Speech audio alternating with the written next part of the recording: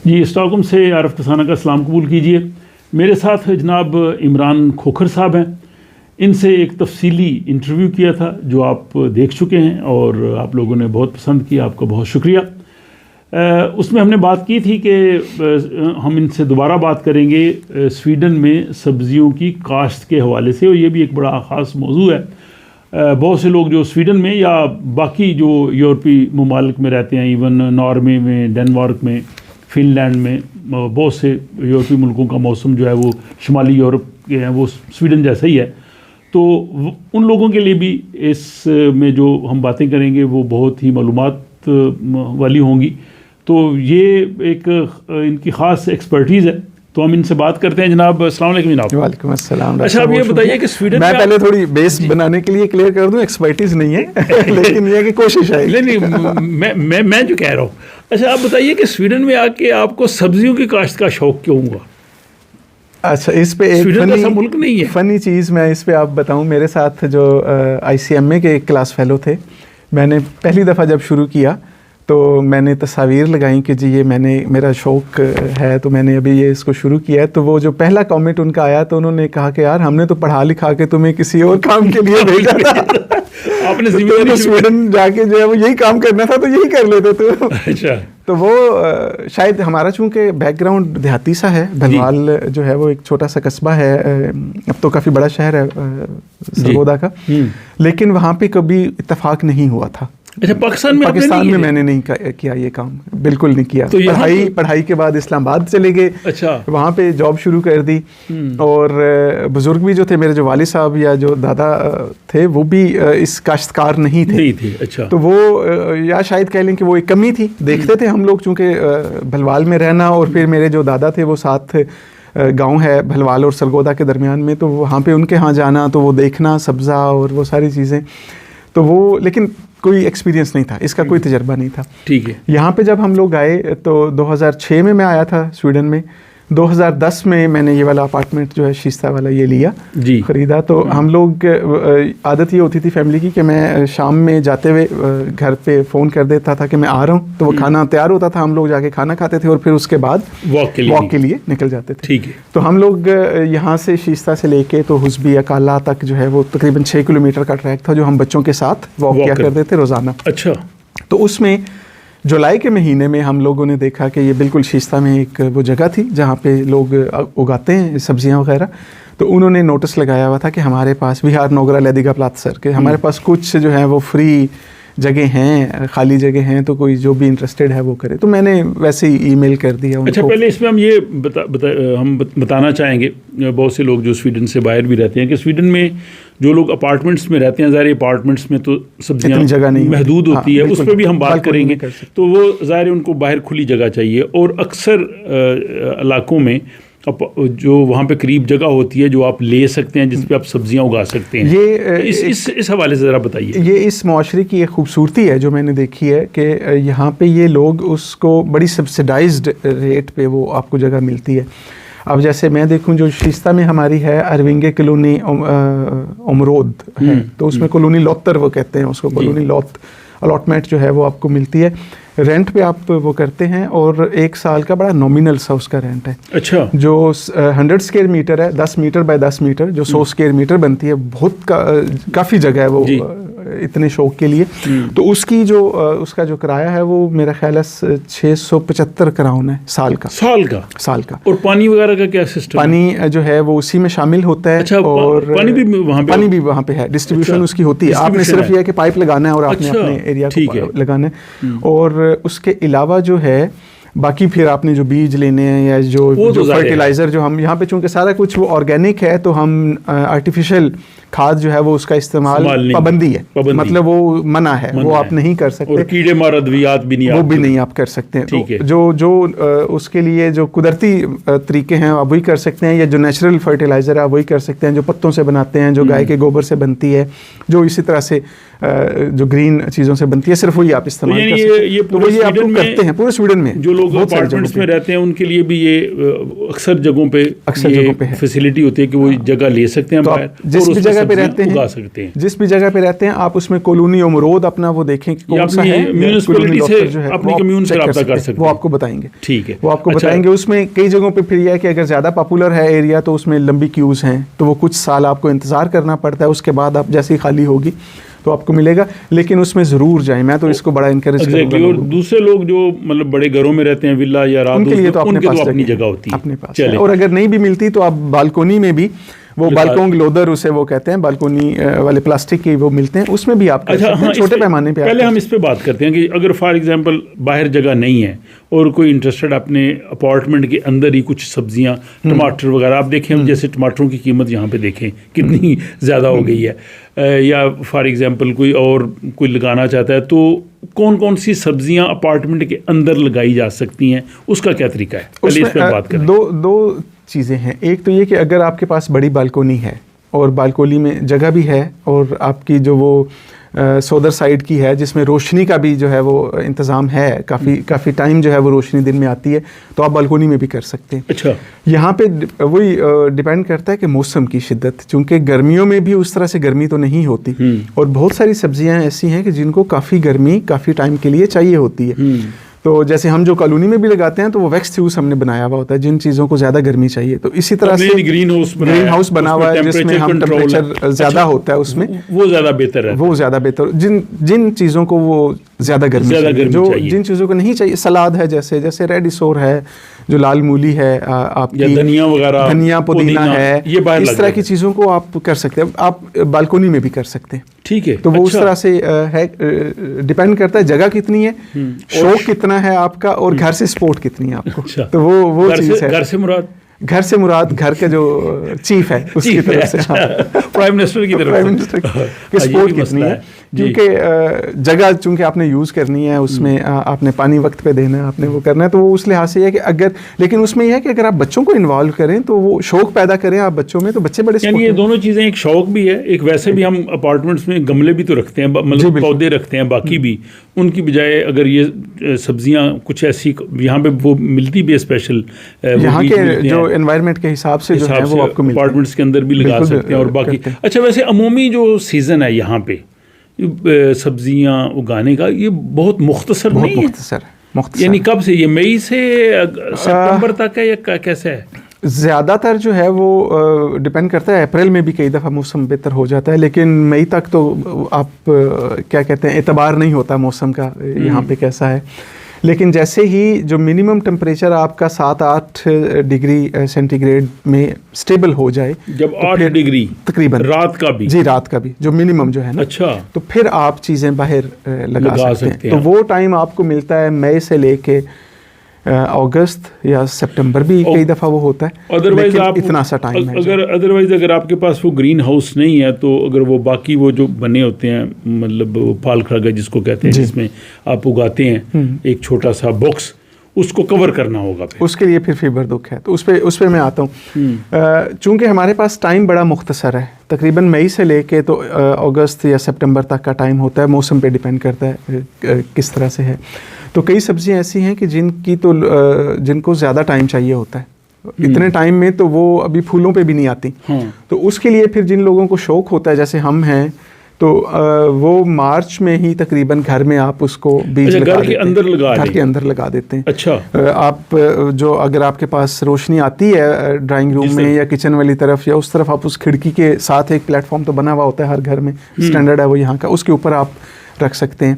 या जैसे मेरे यहाँ वो भी नहीं है, लाइट उस तरह से नहीं आती, तो मैंने फिर ड्राइंग रूम के अंदर, जो ड्राइंग रूम का टेबल है हमारा, उसके ऊपर मैंने रखे हुए हैं इजाज़त के साथ। अच्छा, तो उस पर फिर लाइट लगा, इजाज़त लेने के लिए क्या करते हैं आप? उसके लिए तो हमें आपसे सीखना चाहिए। आप उसमें ज़्यादा सीनियर हैं। अच्छी बात, लेकिन यह है कि आप रिश्वत तो हर जगह पे चलती है जी। अच्छा, तो ये नहीं मतलब है कि घर के अंदर जो है लगा सकते हैं, फिर उसके लिए लाइट लगा लें, यानी जी बिल्कुल। और जब वो बड़े हों तब उनको बाहर मुंतकिल क्योंकि करें। वो अगर आप मई में शुरू करेंगे या अप्रैल के आखिर में लेट शुरू हो करेंगे जाएगा। तो लेट हो जाएगा। जैसे वो- टमाटर हैं तो टमाटर अभी वो उस पे ग्रीन भी वो नहीं होंगे, या छोटे साइज के होंगे, अभी ग्रीन है वो रेड तो होंगे ही नहीं ना। वो मेरे साथ मौसम पिछले साल बदलेगा। यही हुआ कि मेरे वो टमाटर अभी ग्रीन है और वो मौसम ठंडा होना शुरू ठंडा हुआ, वो होना सारे शुरू वो हो। उसका अपनी फिर तरह- उसका भी एक तरीका है कि अच्छा। उनको आप उतार के तो फिर आप किचन के अंदर रोशनी वाली तरफ रख दें। अच्छा। तो वो 2-4 दिन में उसको फ्रिज में ना लेके जाएं, क्योंकि फ्रिज में जाएंगे तो उसका अच्छा, जो यहाँ राइपनिंग प्रोसेस खत्म हो जाएगा। आपका जो एक्सपीरियंस है, कौन कौन सी सब्जियां जो है उनकी काश्त की जा सकती है यहाँ स्वीडन के हम मौसम लोग में? तो काफ़ी कुछ करते हैं जी। मैं अगर मसलन अपनी बताइएगा। देखूं तो आलू से हम लोग शुरू करते हैं, क्योंकि वो यहाँ की फेवरेट है। ठीक है, जैसे आलू। हमारे यहाँ गंदम है या वो यहाँ पे आलू है। हाँ, यहाँ पे आलू है कि जी ठीक है। वो ये लोग जो हैं वो आलू इनकी हर सब्जी में, हर खाने में इस्तेमाल होता है। तो आलू सबसे ज़्यादा हम लोग करते हैं। गाजर के लिए ये क्लाइमेट इनका बहुत अच्छा है। अच्छा। गाजर में मुख्तलिफ तरह की होती है। पाकिस्तानी बीज भी मैंने ट्राई किया है, जो सुर्ख वाली, जो सही सुर्ख वाली गाजर। वो यहाँ पे नहीं हो पाता। उसके लिए शायद ये क्लाइमेट अच्छा नहीं है, लेकिन जो इनकी यहाँ का बीज है ऑरेंज लाइट सी वो ऑरेंज होती है, गाजर।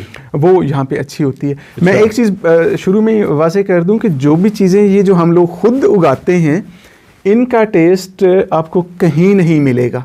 टेस्ट बहुत अच्छा है। इनका टेस्ट इंतहाई अच्छा है, उसका कोई मैच नहीं है। तो वो जो गाजर जो हम लोग उगाएंगे उसमें मिठास भी है, उसमें खुशबू भी है, जायका भी उसका है। लेकिन जो आप विल्ली से या बाकी जगहों से खरीदते हैं उसमें आपको वो चीज़ नज़र नहीं आएगी। यानी इसको तो वो सिर्फ टेस्ट उसका बहुत अच्छा है। यानी इसको आप सिर्फ इस टर्म में ना देखें कि आप जो है वो इससे कुछ हासिल इकोनॉमी, हाँ, कि वो जो मुआशी तौर पे आप उसमें कुछ पैसों की बचत होगी, नहीं, वो ये नहीं। इसका जायका आपको शौक कहीं नहीं भी है मिलेगा। और बिल्कुल है, जो है वो जायका भी। ताकि ठीक हम है। लोगों ने ये जो ऑर्गेनिक इनका जो सब्जी मिलती है आपको, कूप और बाकी काफ़ी जगहों पे ऑर्गेनिक आपको सब्जी मिलती है, उसमें भी वो टेस्ट नहीं है जो यहाँ पे है, क्योंकि अच्छा। इसमें बिल्कुल कोई फर्टिलाइज़र आप इस्तेमाल नहीं करते हैं। जो ऑर्गेनिक आप खरीदते भी हैं वो भी उन्होंने कमर्शियल बेसिस पे उगाई होती है। हाँ, तो ये तो उसमें commercial उनका नहीं है। ये होता है कि आपने जितनी ज़्यादा आपकी होगी उतनी अच्छा, इसमें revenue आप उनका बता रहे ज़्यादा थे इसके यहाँ पे कद्दू और गाजर है, गाजर हो उसके बाद जाती आप है। कद्दू हम कद्दू चल लगाते जाता हैं, है। 2-3 तरह के हैं। अच्छा। जो पाकिस्तान से ही बीज लाते हैं वो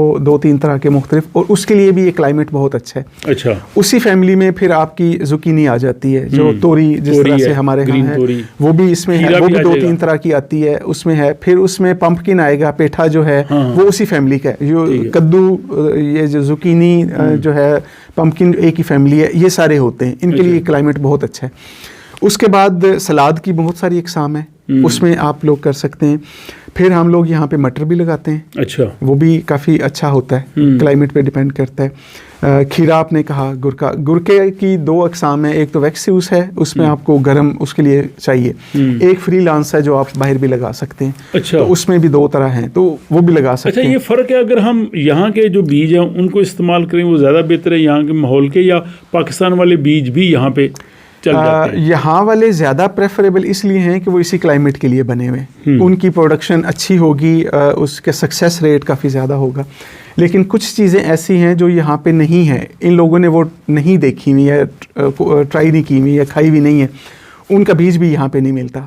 जैसे करेला है, करेले का बीज यहाँ पे नहीं मिलता। करेला आपने लगाया? करेला मैंने लगाया। करेले लगे हैं उसके साथ? करेले लगे हैं, लेकिन उसको चूंकि चाहिए होता है तकरीबन 25 डिग्री 2-3 महीने के लिए, वो यहाँ पे नहीं मिलता। बहुत कम होता है, 1 से 2 हफ्ता आपको 25 डिग्री 30 डिग्री मिलेगा। तो वो आप ये कह लें कि पूरे साल की प्रोडक्शन इतनी होती है कि आप 2 दफ़ा पका लें। तो वो इतना ज़्यादा उसकी प्रोडक्शन नहीं है। भिंडी भी लगाई है आपने? भिंडी भी लगाई है, उसके लिए भी यही मसला है कि उसको भी मुसलसल गर्म मौसम और मैं बैंगन का भी शायद यही मसला है। बैंगन के लिए भी यही है। तो वो चीज़ें उतनी ज़्यादा नहीं होती। भिंडी भी हुई है। तरबूज लगाया आपने? तरबूज मैंने नहीं लगाया, लेकिन एक दोस्त ने ट्राई किया था, वो भी नहीं सक्सेस मैंने भी नहीं काफी हो ट्राई सका। की है, वो सक्सेस नहीं हो सका। उसको भी बेल गर्मी चली है, चाहिए। लेकिन हाँ। मुझे टिंडे का बड़ा वो था, टिंडे का जो शौक, जो भरे हुए टिंडे होते हैं जिसमें कि वो अनारदाना और टमाटर और उसके साथ जो भर के आप पकाते हैं, उसका टेस्ट बहुत एक्सेप्शनल होता है। ये रमजान में ज़्यादा ना बात करें ना। नहीं, अभी मेरे ख्याल है 2 घंटे हैं इफ्तारी में, इतना ज़्यादा टाइम यही तो टाइम होता है। अच्छा, तो वो भी नहीं है। उसको भी चूंकि क्लाइमेट उसके लिए भी यहाँ पे नहीं है। तो खीरा यहाँ पे काफ़ी सारा होता है, वो भी हम लोग करते हैं। उसके अलावा जो है स्ट्रॉबेरी के लिए बहुत अच्छा क्लाइमेट है, वो हम लोग वो यहाँ की चीज़ें उनके लिए जबरदस्त है। इस दफ़ा मैंने पहले ट्राई नहीं किया, लेकिन मैंने बाकी दोस्तों को देखा है कि वो ग्रोन कोल है या ब्रोकोली है, वो भी वो लोग करते हैं। हमारे एक और दोस्त हैं फैज़ान भाई, वो काफ़ी तजर्बाकार हैं वो इस चीज़ में, वो उन्होंने जो है ये ब्लूम कोल जो है गोभी, जो फूल गोभी है वो भी उन्होंने ट्राई की थी, वो हुई भी थी, उसके लिए भी क्लाइमेट अच्छा है, लेकिन मेहनत काफ़ी ज़्यादा है। अच्छा, इसमें कुछ मुश्किलात भी ज़ाहिर काश्तकारी में आएंगी, ज़ाहिर यहाँ पे हम कीड़े मार अद्वियात यूज़ नहीं कर सकते, तो बाज़ औक़ात वो भी वायरस का या कीड़ों का भी हमला होता है। दूसरा एक और यहाँ पे बहुत बड़ी प्रॉब्लम है, आप भी उससे आगाह हैं, वो जो मोडा स्निगलर क्या कहेंगे उसको, स्पेनिश स्नेल्स वगैरह, स्निगल जो है, उसका क्या हाल है? उसके लिए